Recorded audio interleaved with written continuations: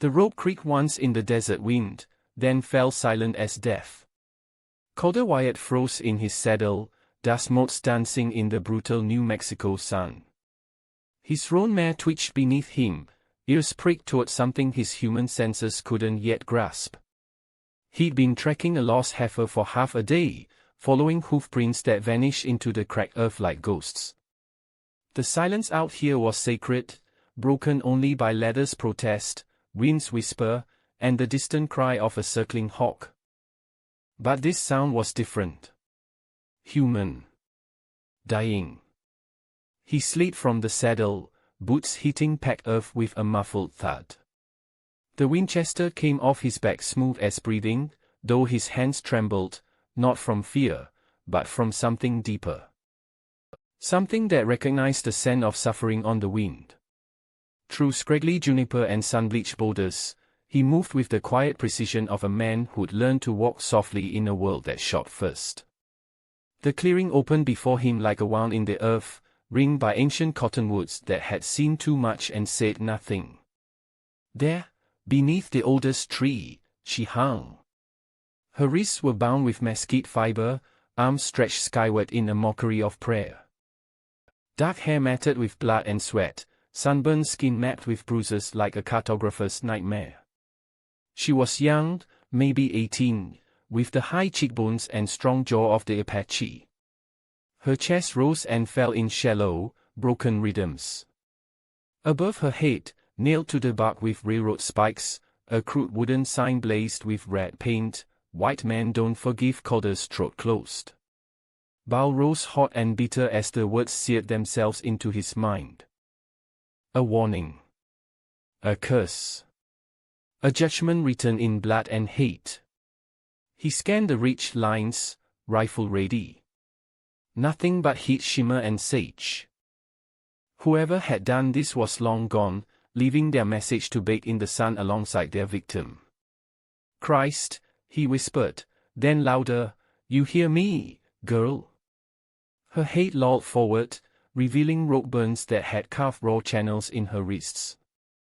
She'd been hanging long enough for the desert to start claiming her, but not long enough to die. Someone had wanted her to suffer. "I ain't here to hurt you," he said, approaching slowly. His knife whispered free of its sheath. "I'm cutting you down." The rope parted with a sound like breaking bones. She collapsed forward, and he caught her against his chest, all heat and sharp angles and the rapid flutter of a heart that refused to quit. Her eyes opened, dark and wild with fear, but she didn't struggle. Maybe she was too weak. Maybe she'd used up all her fight. He eased her to the ground, one knee in the dust. Water from his canteen darkened the cracked earth as he dabbed her lips, watching color creep back into her face like dawn breaking over the desert. "You got a name?" he asked. "Nothing." "Reckon we'll find one for you," he murmured, shrugging out of his coat to drape over her shoulders. "But for now, you're with me." He lifted her carefully, cradling her like something precious and breakable. As he walked away from that accursed tree, he didn't look back at the sign. But he could feel it watching him, its red letters burning into his back like a brand. The sun was dying when they reached his ranch, a modest spread clinging to the desert's edge like a man hanging from a cliff. The windmill creaked its lonesome song, and the barn sagged under the weight of too many storms. But the house stood solid, honest as the day he'd built it from pine and sweat and stubborn hope. Inside, lamplight flickered against weathered walls as he laid her on his cot. She was fevered, her breathing shallow but steady. He filled a basin with warm water and knelt beside her, cloth in hand. "I ain't going to hurt you," he said again, more to fill the silence than expecting a reply. "Just cleaning you up." Her feet were torn and bruised, rope burns circling her ankles like shackles. He washed them gently, the water turning the color of old blood. She watched him work, those dark eyes missing nothing, trusting nothing. But she didn't pull away. "You remind me of a river I used to know," he said softly. Dry most of the year, looked dead. But after the rains, it ran fast and deep. Locals called it quiet snake. Don't know why.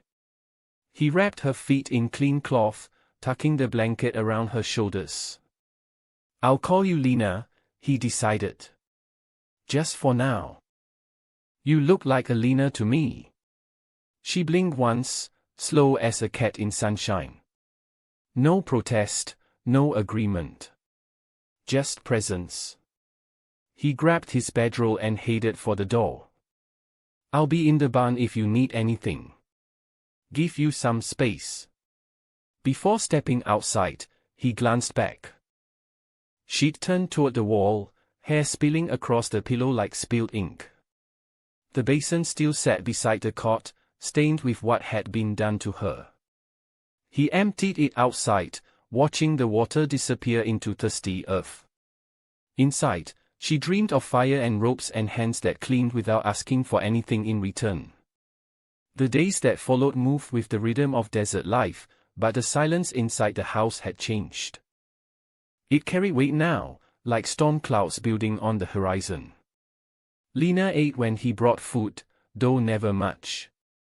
She moved like a wild thing, alert, careful, ready to bolt at the first sign of betrayal. She never spoke, but he caught her watching him when she thought he wasn't looking. Her eyes held questions he couldn't answer and truths he wasn't sure he wanted to know. On the third morning, he found the boot print. Military issue, cavalry standard. Fresh as blood on sand, angled toward the barn like an accusation. He squatted beside it, studying the heel's distinctive wear pattern. Someone had been here, watching, waiting.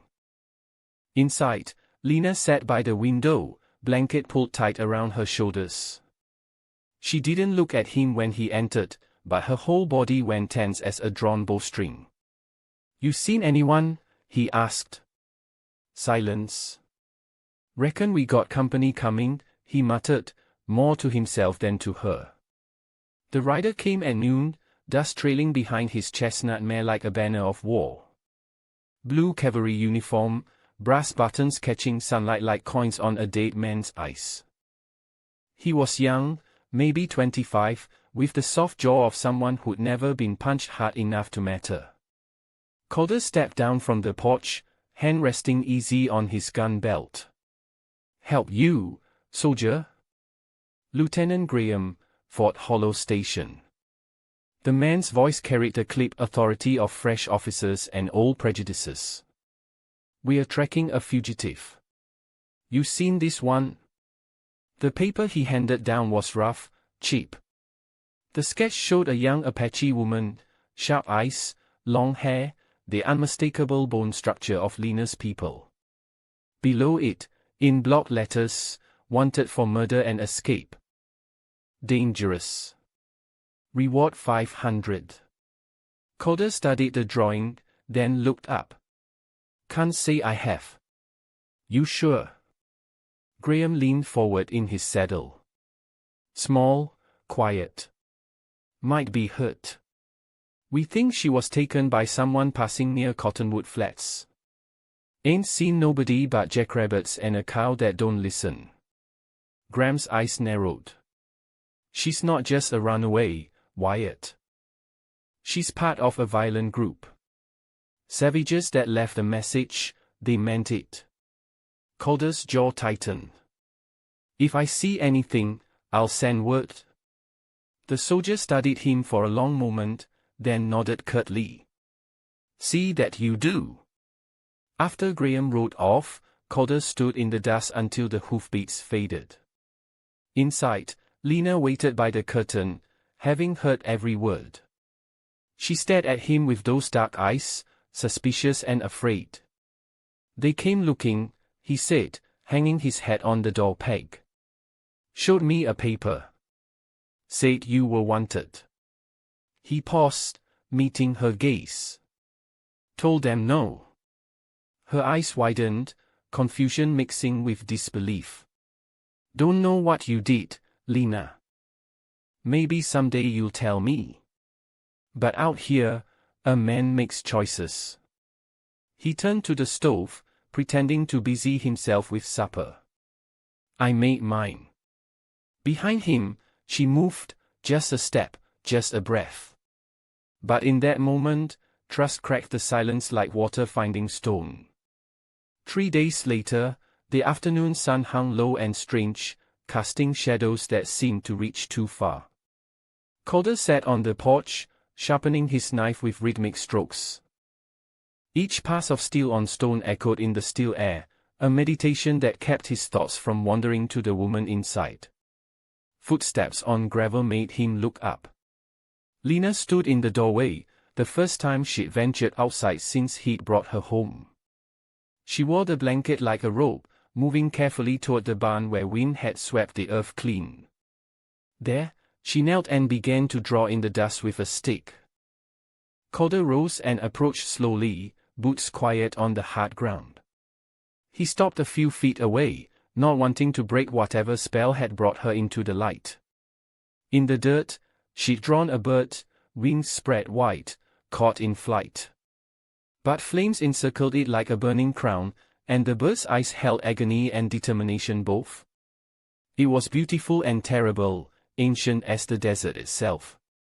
"What's that?" he asked softly. She didn't look up. For a long moment, she said nothing, as if weighing whether to let the memory breathe. Then, "Bird in fire. My people's sign." Her voice was dry as riverbeds in summer, cracked from disuse. "My father's family. We painted it on lodges, carved it on boughs. Always flying, always burning."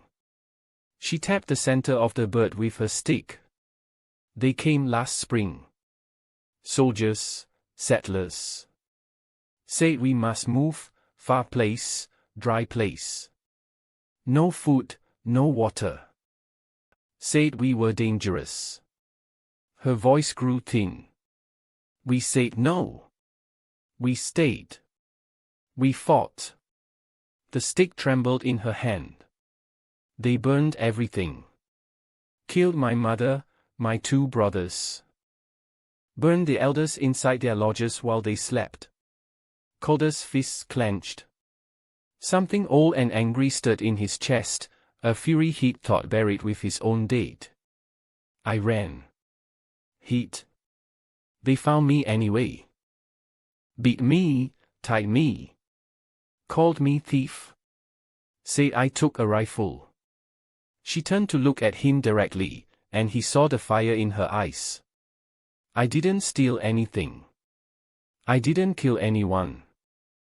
I did nothing wrong. I believe you," he said quietly. She dropped the stick and curled forward, arms wrapped around her knees.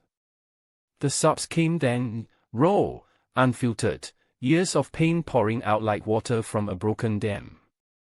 Calder stayed beside her, not touching, not speaking. Instead, he pressed his palm into the dirt next to her drawing, fingers spread wide in the dust she'd shaked with grief. It wasn't comfort. It was testimony. When her breathing finally slowed, she lifted her head. Tears had cut clean tracks through the dust on her cheeks, and her eyes held something new, not hope, maybe, but the possibility of it. "You can call me Lena," she whispered. "All right then," he said, his voice rough as gravel. "Lena it is." They sat together as the sun died behind the ridges, and the fire she'd drawn in the dirt faded to shadow. But like truth, its impression remained. That night, wind whistled through the rafters while Calder tended beans over the fire. Lena stood at the window, watching darkness claim the desert. The silence between them had shifted again, no longer a wall, but something softer. Shared breath. "You want to know the truth?" she asked suddenly. He nodded, spoon pausing mid-stir. She sat across from him, voice quiet but steady. "My father was a peace chief. Our band was small, we traded with settlers, even learned their God. We had rules, boundaries. We wanted to live. Calder listened, his weathered face unreadable but focused. Last winter, a white woman was found dead near our hunting ground. Throat cut. Her fingers gripped the table's edge. Her husband said it was us. But he killed her, everyone knew, but they blamed us anyway. Her voice dropped to a whisper. The soldiers came. Not just them, ranchers, townsmen with rifles and fear. They said they were taking justice. Pain rose in her throat. They burned our camp, shot my brothers while they slept. My mother died holding the prayer beads the priest gave her. Calder's jaw tightened. They left your father hanging from the council pole. Found me hiding in a hollow tree. I had a knife for protection, but they took it. Say I was planning revenge, that I was dangerous. They tied me up, beat me, then took me to that tree where you found me. Hung you up like bait, Calder said, understanding. For whoever was left. Anyone still alive and angry. She studied his face. Why did you cut me down? He looked at her for a long moment, fire crackling between them. Because once, he said slowly, I couldn't. Her brow furrowed. My family, he continued, voice flat. Raiders hit our ranch last spring. Apache, they said. Maybe it was, maybe it wasn't. I was out hunting, came back to ashes. My sister was 16. I heard her crying in the barn, but I was scared. I waited for help.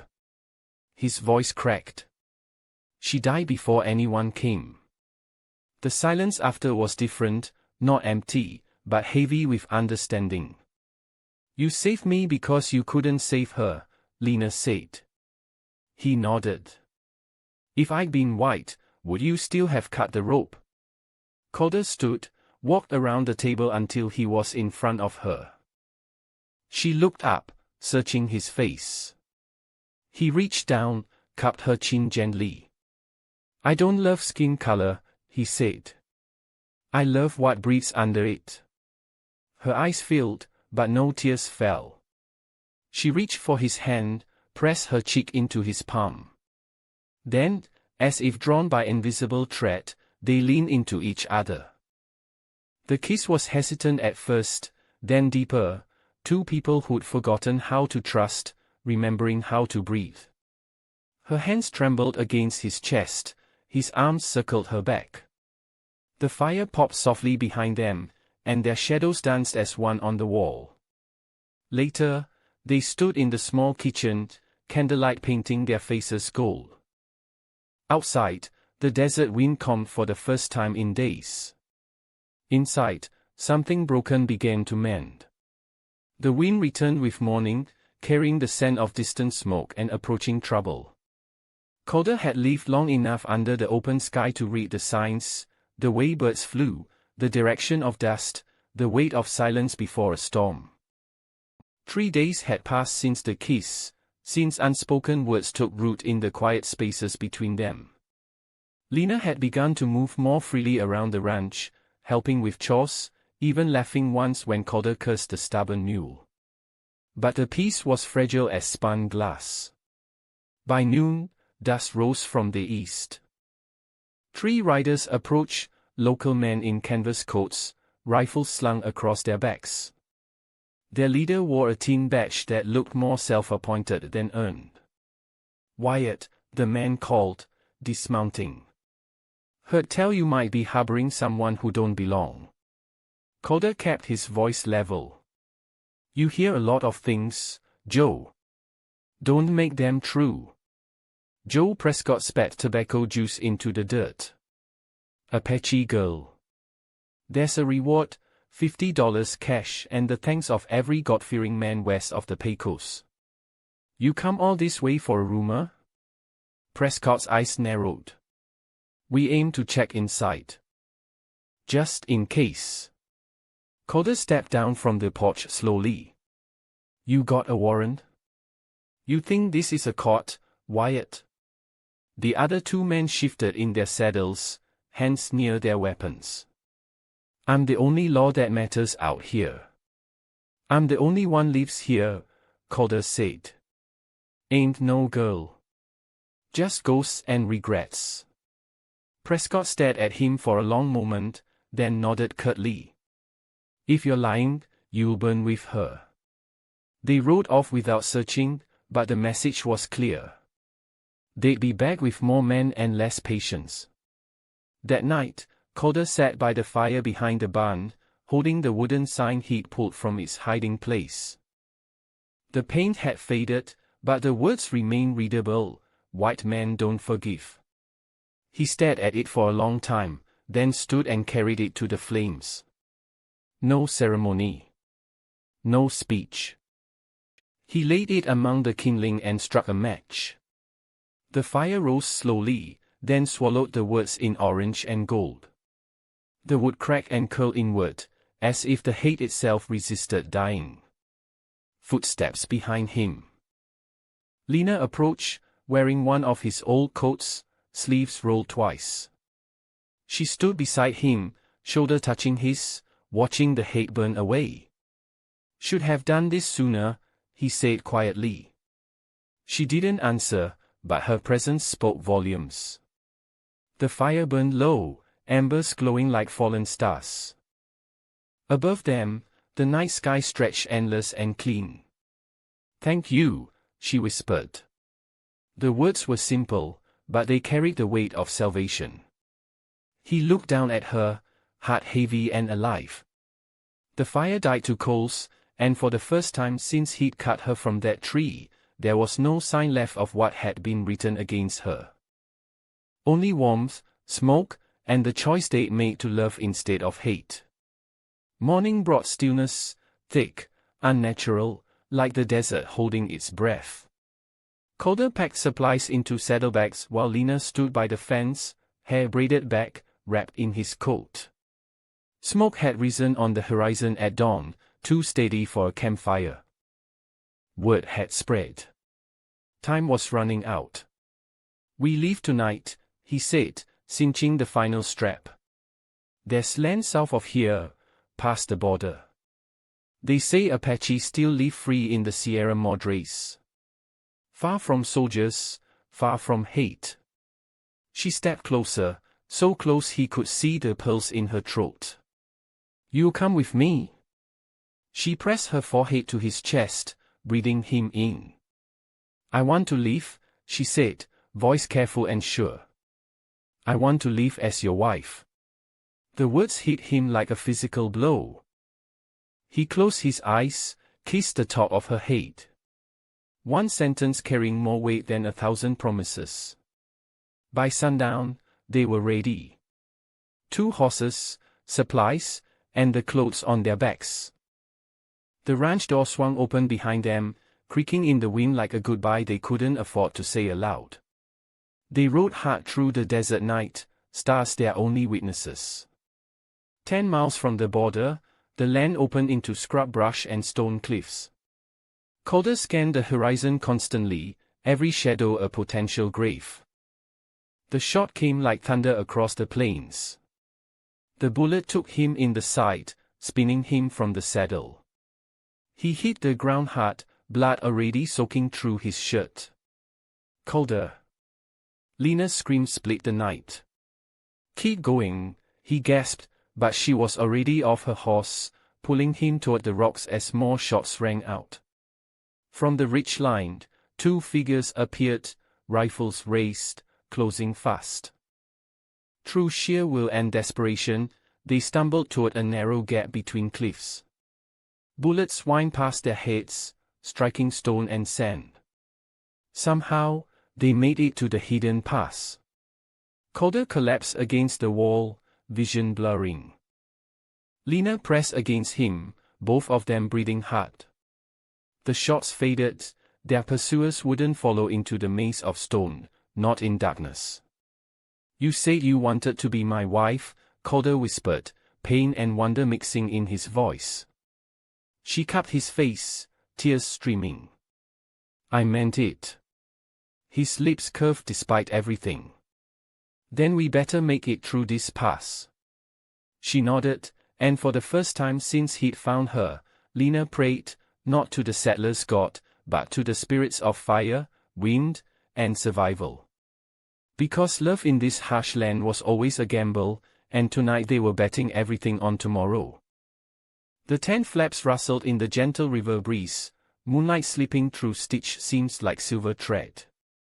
Outside, crickets sang their ancient song while water whispered over stone. Inside, Calder lay propped on folded blankets, his breathing slow and strong.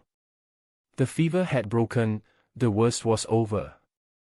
Lena, no, Iona, as she'd finally told him her real name meant, Eternal Blossom, sat beside him, wiping his brow with cool water.